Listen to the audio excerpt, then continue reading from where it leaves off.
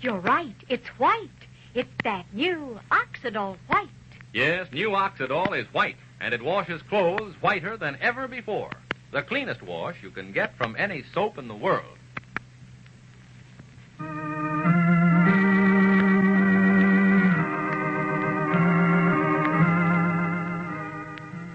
Oxidol's own Ma Perkins.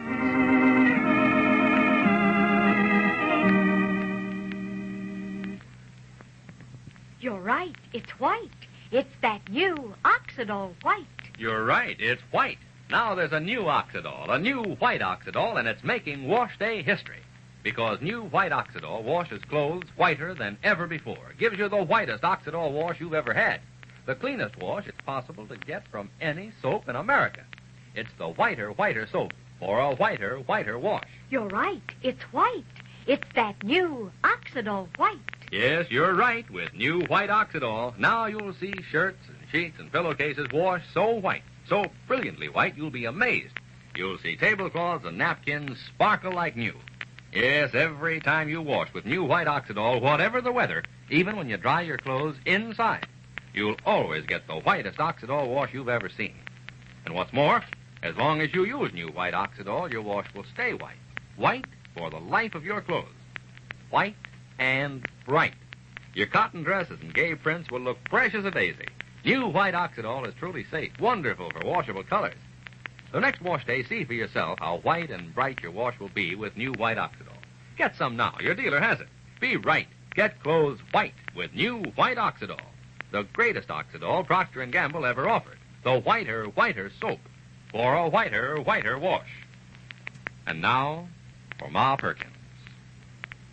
Well, the coroner's inquest into the death of the man who was Anne Morrison's husband has taken a weird, terrifying turn. Banker Pendleton had hinted that the death might have been murder. And then, the last thing we heard, the word had come from still another source, a surprise witness who had identified himself as, well, listen. My name is Christopher Myers, sir. I've been in the employ of the Gorman family for approximately 18 years, since January of 1931. In what capacity, Mr. Myers? Chauffeur and valet to Mr. Bradley Gorman. For the past 8 years, during his confinement, my sole function was to be near Mr. Gorman. And at the request of his family, I took an apartment within a half-mile of the asylum where he was confined. I was his one and only visitor, weekly, on each regular visiting day. And I pride myself that I was his closest friend and confidant. By family, you mean his mother and father? I do. Mm-hmm. Now, when was the last time you saw Mr. Gorman alive? Shortly after his escape. He came to me and said that at last he had learned where he could find his wife. You see, Mrs. Gorman, Miss Morrison, had traveled extensively, professionally, that is. It was Mr. Gorman's despair that she was always so far away. He longed to see her. He adored his wife. And he came to me this one evening after he had escaped in a state of great jubilation, as well as, I may add, a state of fear. He had read in a periodical that his wife was here in Rushville Center. He had planned his escape long ago in anticipation of just such an eventuality. He came to me. I gave him money, clothes, and provided him with a gun. A gun? You gave a gun to a man who had just escaped from an insane asylum? Yes, sir. He was terrified. Much as he longed to see his wife, he was nevertheless terrified that she and her sweetheart might very well attempt to murder him. Mr. Coroner, I must protest this. Order. Let's have some order here, The things please. this man is saying are preposterous. Will you sit down, Mr. Sinclair, and let me decide that? No, I will not sit down. You've stated repeatedly that this is not a trial. It is merely an investigation of facts surrounding a death. Now, you will please limit yourself to those facts. If you don't, if you continue building up a fabric of incriminations, I shall have to insist that you recess this hearing until I can provide myself with legal counsel. I came here in good faith, Mr. Coroner, but you're certainly taking advantage of it. Now, just hold on a minute, Mr. Sinclair. You talk about good faith. You can't come into court, Mr. Sinclair, and tell a story like the one you told and then talk about good faith. You got to have clean hands to talk about good faith. You've perjured yourself. First, you said you didn't know who the man was who was killed. I've explained that to you. And I suppose that makes the lie all right. You've lied. You've come in and told a story under oath that's full of holes. And you talk about good faith. A man's been killed. And if he was murdered, I'm going to find out about it. Now, will you please sit down, Mr. Sinclair? Wait a minute. I want to say something. Order. I want order in here, please, everybody. Who was that shouting? Here, just a minute. I'll be right there. You've got to listen to me. Let me through, please. Look, I have asked you people to please keep that aisle open. Now, will you stand back, all of you there? Mr. Coroner, I want to say something. Mr. Coroner. Joseph. Now, look, lady, will you stand back, But please? he's my boy, Mr. Coroner. Oh, all right, very well. Now, what's all this about, young man? I'm conducting an inquest here, though no one would know it. I've got a witness on the stand. But it's all wrong. You haven't heard the truth yet. Yeah, I've been suspecting that. Look, I was there when it all happened. What? What do you mean? You were where? In the room. I was the one, not Mr. Sinclair. He's been shielding me right along. He and Miss Morrison. I was the one who made the telephone call to Dr. Stevens. Dr. Stevens. Dr. Stevens. There he is standing over there. Dr. Stevens, listen closely. I was the one who called you. Don't you remember? I'll even tell you what I said. I called from the phone booth over in the bus station. I said you'd better get over to the hotel fast. There's been an accident. A man's been hurt. Go round the side to the alley. He fell out of a window. You asked me who was calling. I said, what difference does it make? You'd better hurry. He might be hurt badly. Isn't that right? How about it, Dr. Stevens? Is that correct? Yes. You insist you were in that room from which the dead man... All right, Mr. Myers, you can step down, thank you. Take the stand, young man. Don't go away, please, Mr. Myers. Joseph. It's taken me a long time, Ma, but I just have to tell the truth. I know, son. I want you to. Don't worry about anything. I'm very proud of you, son. All right, young man, raise your right hand. You swear to tell the truth, the whole truth, nothing but the truth, so help you God? Yes, I do. All right, now, first, let's have your name. This is what happened. It's the truth. I went to Miss Morrison's room down at Rushville Center house that night. I'd heard she was leaving Rushville Center the next day. I wanted to see her. I had to see her. I got down to the hotel, went right on upstairs, right to her room. I had to knock a couple of times before she let me in. She opened the door. Didn't want me to come in at first, but I had to talk to her. I wouldn't take no for an answer. I came right in. She tried to make conversation. I couldn't figure it out at all. She was so nervous and upset. Well, we talked for maybe 10 minutes, and then I left. Pretty soon, I heard her shouting. Well, not shouting, talking pretty loud. She sounded frightened. I heard her say, "You're crazy," and then she screamed and yelled, "Don't."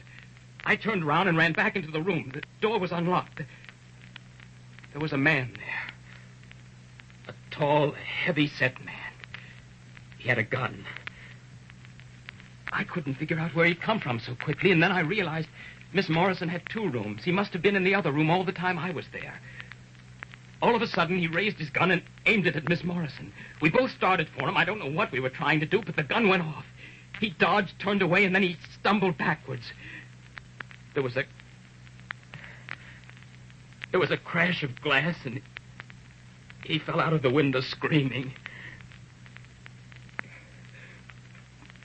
It seemed like hours before Miss Morrison or I could even say anything. And then she begged me to get out of there. I listened like a fool, let her persuade me. I let her talk me into going down the back stairs and out of the hotel. That man's scream kept going through my head. I didn't know what I was doing till I got downstairs and went out the back door like Miss Morrison had told me. And then the fresh air cleared my head for a second. I ran across the street as fast as I could over to the bus depot. That's when I telephoned Dr. Stevens.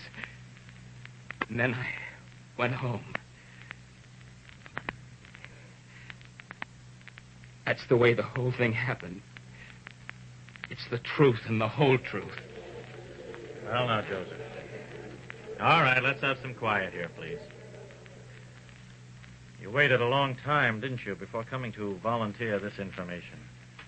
What kept you? Does that matter? You've got your story. Well, now, hold on just a minute. I've got a couple of stories already. Mr. Coroner, may I say something? In just a minute, Miss Morrison. Your turn's coming. Now, you know, we've gone to a lot of time and trouble and expense holding this inquest. We can't go on indefinitely waiting for another version to turn up this afternoon or tomorrow. All I know is that I've told you the truth. Why didn't I speak up before? I don't know. Maybe it was because of fear. Maybe it was because I'd made a fool of myself again and didn't want to give the town something else to laugh about. Oh, I'm not saying they've been wrong for laughing at me. It's a good town. Brought most of it on myself, the laughs and the kidding. Just got out of my element, that's all. Reached for the moon. I don't know why I didn't speak up. Maybe it's because I didn't want to hurt people any more than I had. People who've been wonderful to me. Taken me in, given me a home. I've hurt them enough without exposing them to this, too. Mr. Coroner. What is it, Mr. Sinclair? I think that if you let Miss Morrison testify now, she'll be able to satisfy as to why Joseph is kept silent. No. No one needs to explain why I kept quiet. I've told you why. I was scared and confused. I was afraid and I didn't want to hurt anybody. And most of all, I didn't want to hurt Ma Perkins. She's believed in me and had faith in me. Mr. Sinclair, what does this do, what we've just heard? What does this do to your two stories that you've told us? What you've just heard is the truth, Mr. Coroner. I retract everything I've told you. You're right. I have perjured myself. Oh, wait a minute. May I say something, please? All right, I guess it's your turn now. Step down, young man. Miss Morrison, you may take the stand. Here's a big cash contest you don't want to miss. $35,000 in prizes just for telling why you enjoy any one of these three top radio programs. The Beulah Show, starring Hattie McDaniel as Beulah, Lowell Thomas, famous newscaster, or The Oxidol Show, featuring Jack Smith, Dinah Shore, and Margaret Whiting. A national radio poll reports America tunes in more every week to these three programs, broadcast Monday through Friday on most CBS Ma Perkins stations, than any other three shows on the air. Now, Procter & Gamble offers $35,000 in prizes for the best statements why you like them. $15,000 first prize, $5,000 second prize, 550 other cash prizes, too. You'll like this contest, so get an entry blank from your dealer. Read the easy rules and send in your entries. Just tell why you enjoy any one of these programs, The Beulah Show, Lowell Thomas, or The Oxidol Show. Remember, there's $35,000 to win, so get started today. Well, the coroner's inquest has taken quite a drastic change of direction, hasn't it? Thanks to Joseph's testimony. What will Anne Morrison have to add to his story tomorrow?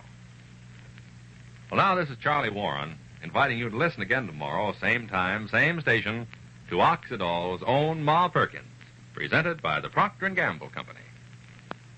You're right. It's white. It's that new Oxidol white. Yes, new Oxidol is white, and it washes clothes whiter than ever before. The cleanest wash you can get from any soap in the world.